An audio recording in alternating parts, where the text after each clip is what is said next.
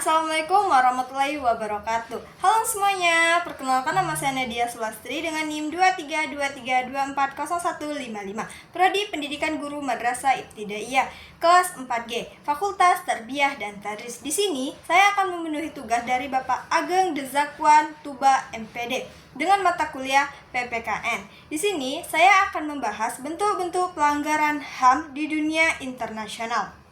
Sebelum kita masuk ke materi, bentuk-bentuk pelanggaran HAM di dunia internasional, sekarang saya ingin bertanya, apakah teman-teman semua tahu apa itu HAM?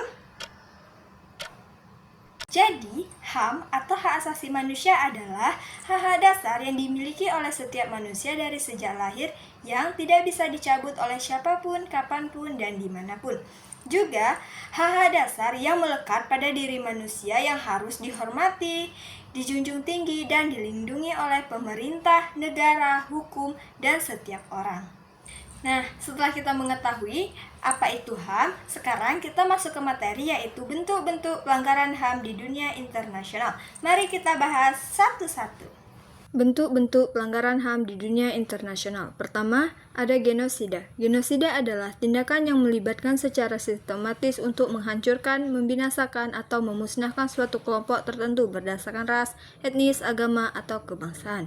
Genosida biasanya melibatkan pembunuhan massal, penyiksaan, pengungsian paksa, hingga pemusnahan budaya kelompok tersebut. Contoh kasusnya, seperti genosida di Rwanda pada tahun 1994, terjadi pembantaian terhadap kelompok etnis Tutsi oleh kelompok Hutu ekstremis. Diperkirakan lebih dari 800.000 orang tewas dalam waktu 100 hari. Yang kedua, penyiksaan. Penyiksaan adalah di mana tindakan penyiksaan seseorang secara fisik atau mental biasanya dilakukan oleh pihak berwenang atau aparat keamanan untuk memperoleh pengakuan, menghukum, atau menimbulkan ketakutan. Penyiksaan merupakan pelanggaran berat terhadap HAM yang dilarang dalam hukum internasional. Contoh kasusnya yaitu penyiksaan tahanan di Guantanamo Bay. Para tahanan ditahan tanpa pengadilan yang adil dan dilaporkan mengalami penyiksaan fisik dan psikologis. 3. Perbudakan modern. Perbudakan modern yaitu praktik eksploitasi terhadap individu tanpa kebebasan dan tanpa upah layak yang terjadi melalui perdagangan manusia, kerja paksa, pernikahan paksa, dan eksploitasi seksual. Meskipun perbudakan konvensional telah dihapuskan, bentuk-bentuk modernnya masih berlangsung di berbagai negara. Contoh kasusnya, perdagangan manusia di Asia Tenggara. Ribuan perempuan dan anak-anak diperdagangkan untuk dijadikan pekerjaan paksa atau eksploitasi seksual. Keempat, diskriminasi rasional dan etnis. Diskriminasi rasional dan etnis adalah perlakuan tidak adil terhadap individu atau kelompok berdasarkan ras, etnis, agama, atau kebangsaan mereka.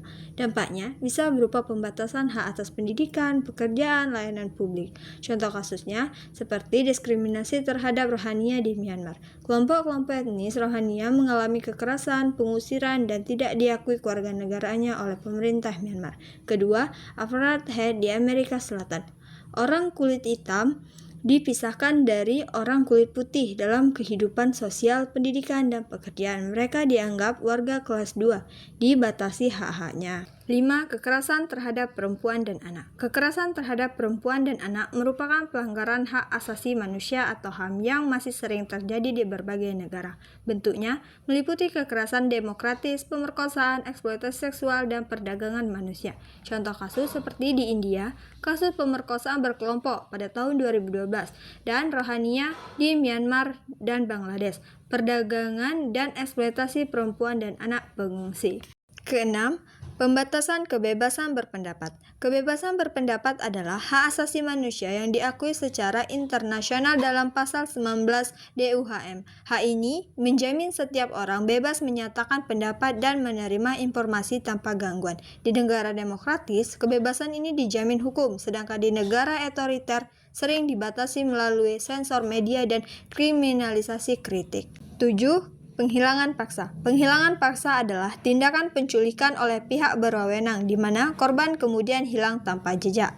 Ini merupakan pelanggaran HAM berat karena mengabaikan hak korban atas perlindungan hukum dan hak keluarga untuk mengetahui keberadaan orang yang hilang. Dan yang terakhir, perang dan kekerasan sistematis dalam konflik. Dalam perang atau konflik bersenjata, pelanggaran HAM sering terjadi berupa kekerasan terhadap sipil, seperti permusuhan, penyiksaan, dan pemerkosaan. Penggunaan senjata berat dan serangan terhadap sasaran sipil melanggar hukum humaniter internasional yang bertujuan melindungi warga yang tidak terlibat dalam pertempuran. Nah, itulah tadi bentuk-bentuk pelanggaran HAM di dunia internasional. Dan dapat disimpulkan bahwa semua pelanggaran HAM tadi sangat merugikan untuk manusia dan harus dihentikan untuk demi keadilan kita bersama dan keamanan kesejahteraan bersama.